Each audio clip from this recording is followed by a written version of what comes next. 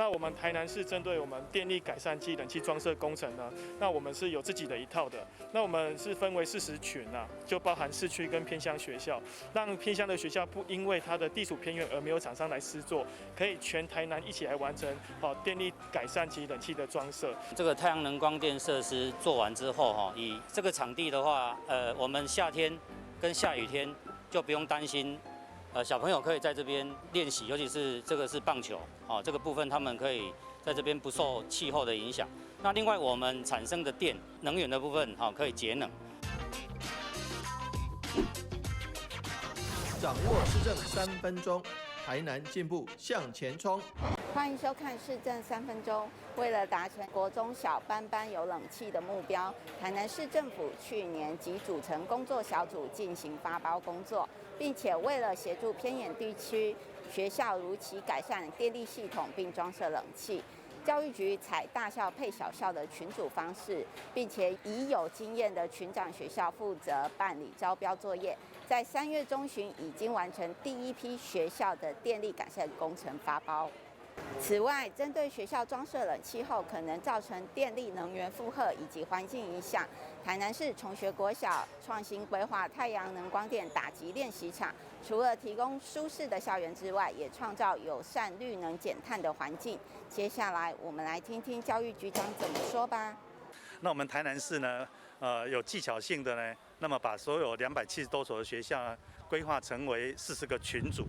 这个群组里面有大校，那么就绑小校，以避免了小校呢到时候发包不出去。第一群呢就在3月12号，那么率全国之先呢，那么非常顺利的这个发包出去。我想这个过程里面呢，非常感谢我们台电呢这个一个全力的一个协助跟支持。接下来怎么去发展绿能，这个也是我们市长所关心的。那我们崇学国小呢也是一个把这个风雨球场，甚至棒球打击场，还有这个教室上面的太阳能光电啊，那么整个发包出去啊，相当完整的一所学校那整个发包出去之后，它每一年可以发的电量大概1.5 МW。可以提供的住户大概12到13户是全年的用电量，所以单一个学校就这样。那我想台南市整体来盘算呢，目前是总共已经发包出的有60 МW，大概可以提供呢500户的这个全家全年的用电量。所以我想这样的一个绿能的政策我想我们台南市的学校是全力来推动。接下来请收看中嘉新闻。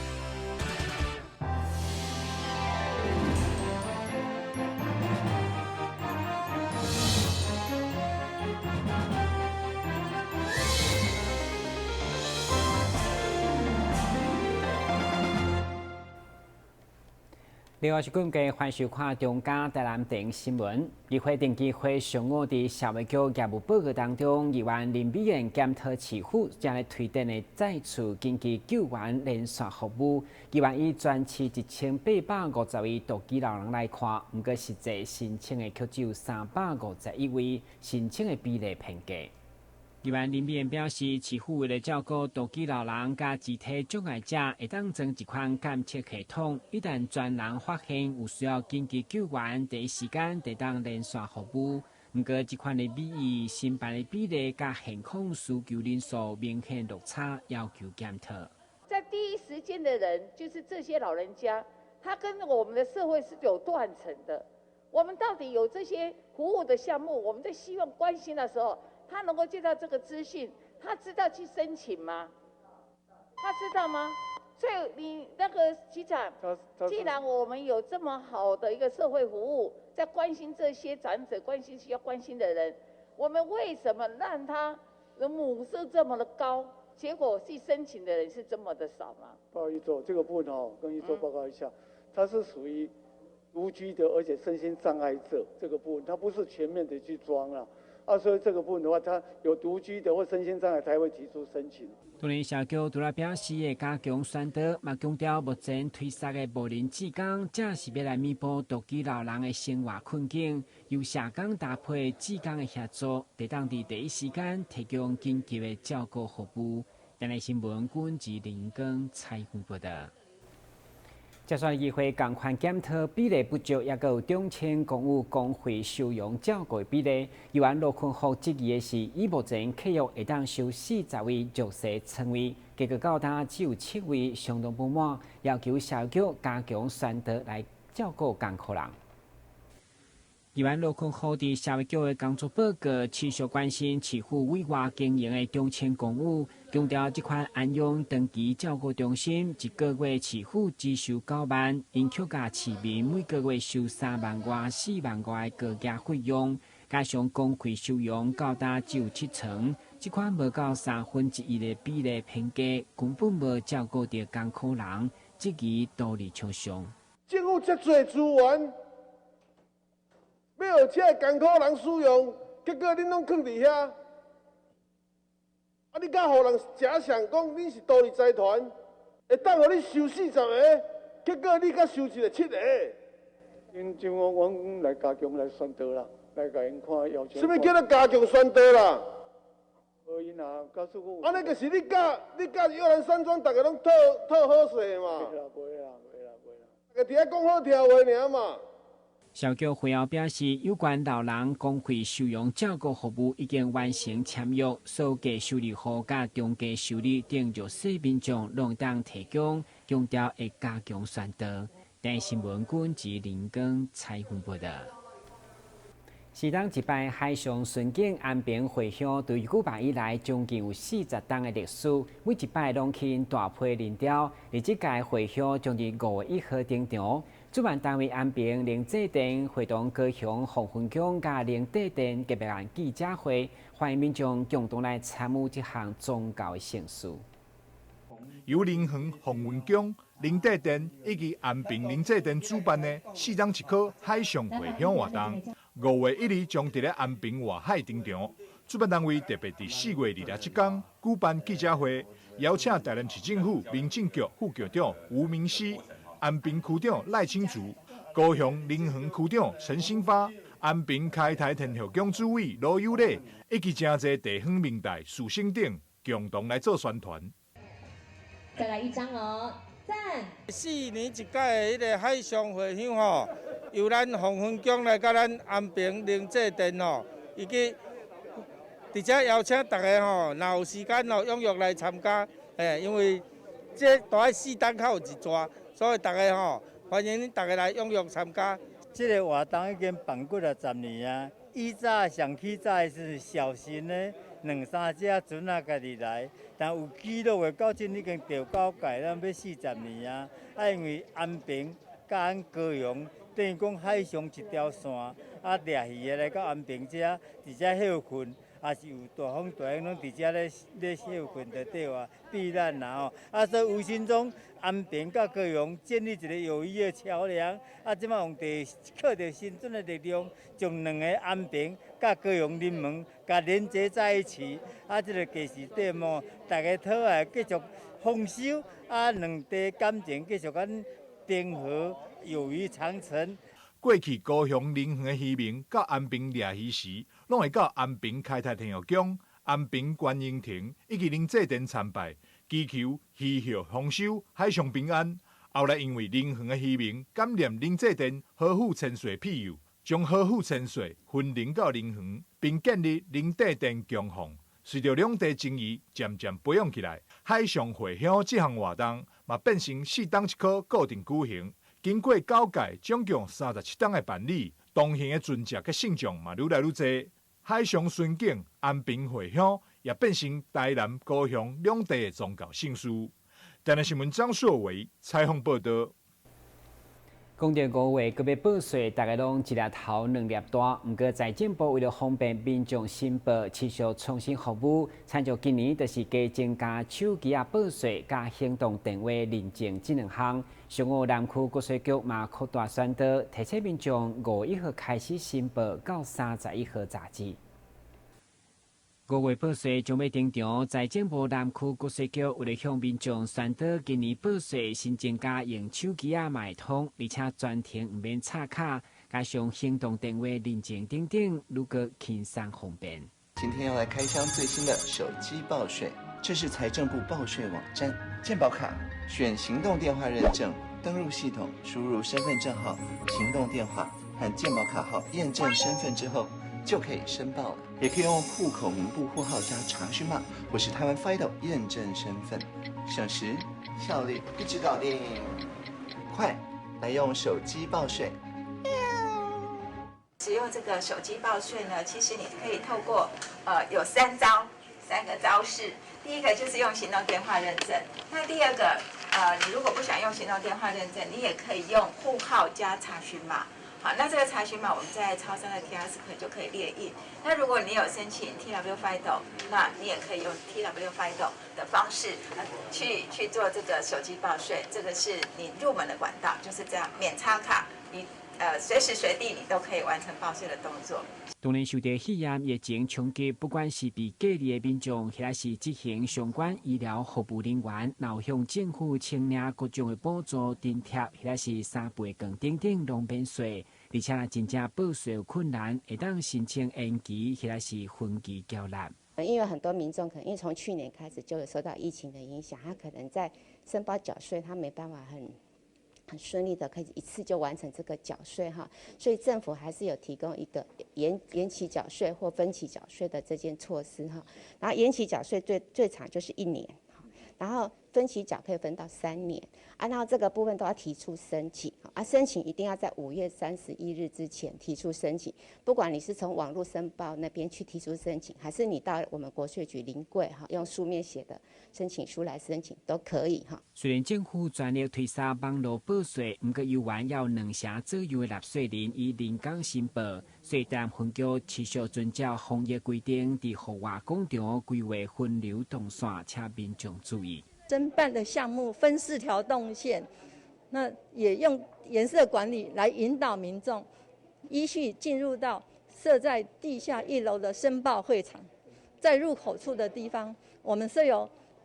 红外线的体温感测仪，有发烧的民众请在家休息。申报会场也采总量管制，避免群聚感染。当然，5月1号开始报税，拄到劳动节休假，所以分局嘛提醒要临港申报的民众，5月3号上班日才有开放。今日新闻军及林根采访报道。先看阮一个马上转来新闻现场。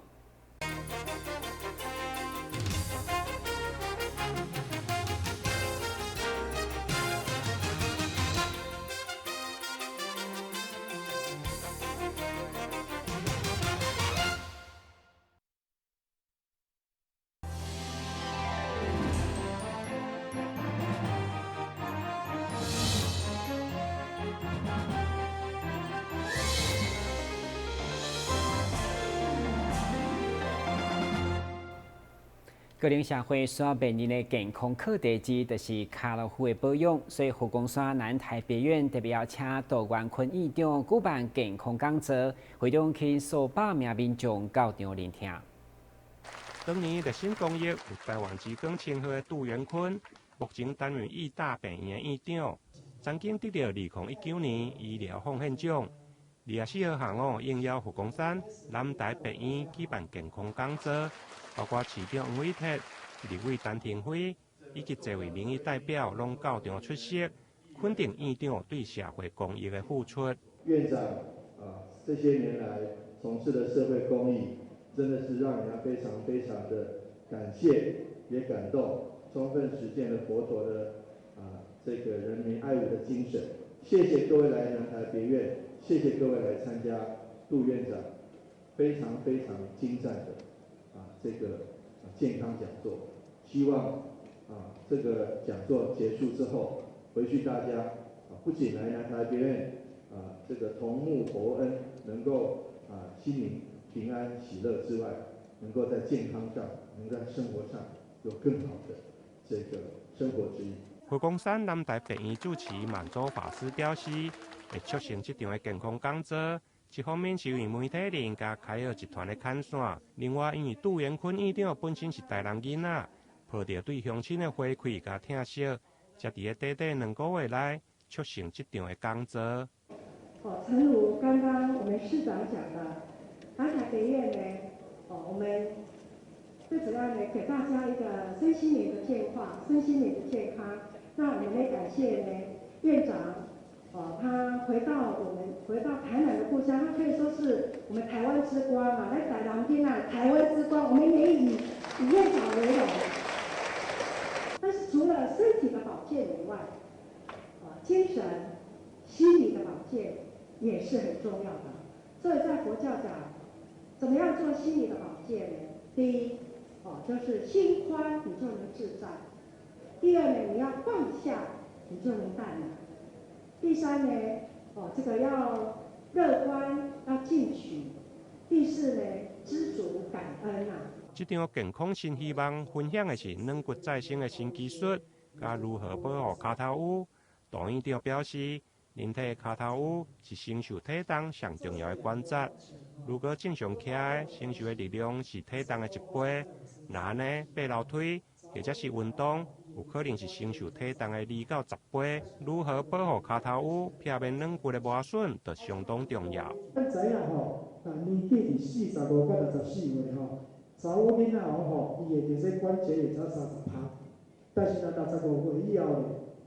女性同胞68%的关节炎，这比例足悬啊！你若用这来换算成咱台湾的人口2300万，咱一年关节炎350万，350万个关节炎，所以这对咱社会来讲是足大一个公共卫生的议题。但是咱若定是到75岁以上，75岁以上有超过85%有关节炎，所以咱要来控制呢，第一个当然体重。体重较重的时阵，咱要用这个控制，比如讲可能爱运动，运动袂使相对剧烈的运动，等下甲大家讲，啥物款的运动会较好。所以来讲减重，迄毋是特别好看尔，毋是讲你衫较好买，嘛会当互你糖尿病倒迄啊，佮你的体重降下来了，观察较袂观察个。伫个佛光山南台病院甲凯尔集团共同的主办。现场数百位座位，会用是座无虚席，因为防疫期间，参加的民众除了事先报名以实名制，另外嘛拢专程来挂喙罨，提供民众一个新心灵净化的健康讲座。台南新闻林根采访报道。庆祝母亲节由北区华德社区发展协会所主办的亲子乐园24号登场，会中包括亲子健行、模范母亲的表扬、甲职能检团宣导等等，加上文玩故事献乐团的演奏以及小跳的表演，场面相当热烈。为庆祝母亲节，北区华德社区发展协会24号上午特别举办亲子健行活动，以及母亲节的表扬大会。包括立委陈廷辉、议员陈义珍、柯志春、北区区长李凤兴，以及座位的中央甲地方的民意代表、主任，拢到场参加，场面热烈。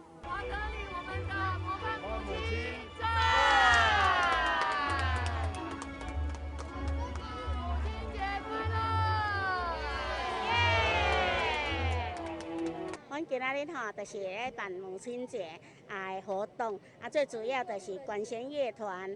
还有就是咱的第一名，全国第1名的比赛团，就是文苑国小弦乐团，还有泡泡秀，还有我们今天的健走最主要就是要感谢我们中油公司，还有台电还要再很感谢我们的区长，还有我们的陈廷辉立委，还有陈丽珍议员来给我们赞助比较非常的感谢。怡珍今天跟包括廷飞委员一起跟我们的蓝美玉里长一起办这个母亲节活动那主要今天一系列的活动不管是有健走啦，或者是泡泡秀、魔术秀，里长非常用心，就是希望所有我们华德里华德社区的妈妈都可以一起度过一个非常快乐的母亲节，祝福大家母亲节快乐。健行的活动采事先报名，总共大约300名。起点甲终点拢是伫个丁仔寮公园，现场佮邀请文玩国小的弦乐团演奏，以及圆梦家艺术团队小丑互动秀，起面未少的亲子共同参加，提前欢度母亲节。台南新闻林根采访报道。明年第7届国际文创杯设计比赛24号伫澱市乐港又重新热烈登场，现场除了展示各种创意作品以外，今年更增加科学素养甲国际创意发明等奖项。加上特别是创会会长吴敏莹新前高中用奏小日常方式，嘛展现创意活力。感谢各位选手常感谢你，今天同时跟义务和我去做的哈，非常感谢。由台湾文创多元发展协会主办的2002国际文创杯设计竞赛，24日在台南市罗岗娱乐中心热烈登场。今年除了有各种动静态美学创意作品，嘛有美容、美发、美妆等项目，竞争加科学素养探究奖、甲国际创意发明奖等，奖项非常的多元。我们这次比赛已经进入我们的第7届国际文创杯了，在疫情之下，居然我们这次参加的人数居然是上次的倍数，2倍多，让我非常高兴。来自台北的长庚科技大学，还有高音，来自高雄的高音工商